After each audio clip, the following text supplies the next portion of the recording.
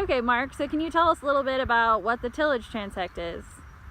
For the last 20 years or more, we've been doing something called a conservation tillage transect in the county. It's basically a route that was set up in the original time of the transect that zigzags across the county, crossing all kinds of land use. We keep the same points year to year, but what we do is we collect data on the crop planted, the tillage used, the residue amount. We look for problems like erosion. We're looking for standpipes in the field, things like that. Cover crops, we do another survey on the same points in the fall, and it's called a cover crop survey, and we're looking at the use of those over time. All right, so what are some of the challenges or things that change from year to year? Well, in a county like Hamilton County, especially in the southern half, it has been urbanizing over the last couple decades.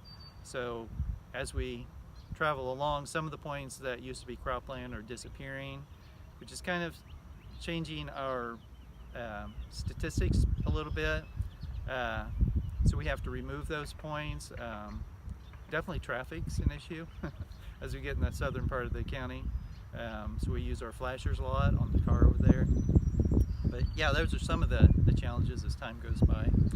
And every county does tillage transect?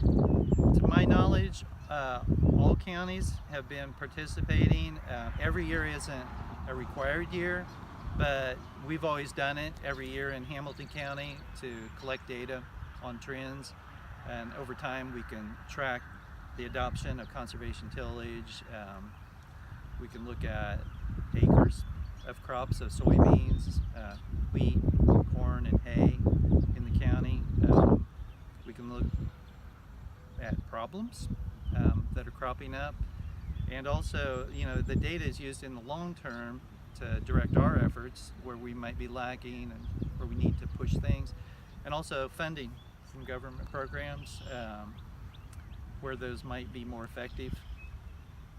Awesome. So can you show us or tell us about what this field would be, what you would enter for the tillage transect? Sure. If you look down at the residue, this is I can get down here. This is a no-till soybean field, and basically they've come through and planted the field without tilling. So you can see all this corn residue. This is from last year. So we look at the prior crop, we look at the tillage method as I mentioned earlier, and we look at the residue percent. So on a field like this, we actually do have a scientific method. We stretch a rope with knots and we can estimate the residue cover, but after you do this a while, you kind of get used to seeing what's what. So we would consider this, we go 1 to 5 on residue cover. This would probably be a 4 or a 5 on residue cover, 5 being the best. And why is the residue cover important? Residue covers, it does a lot of things. One thing, it protects the soil from erosion. Indiana, it's mainly rain. There is wind erosion too, to some extent, but it's usually rain. It increases biological activity in the soil when there's a residue cover. Obviously, it cools the soil. It helps the soil not be compacted as bad when you drive over the top of it with the planter. There's a lot of other benefits as well, but those are just some of the ones that come to mind first.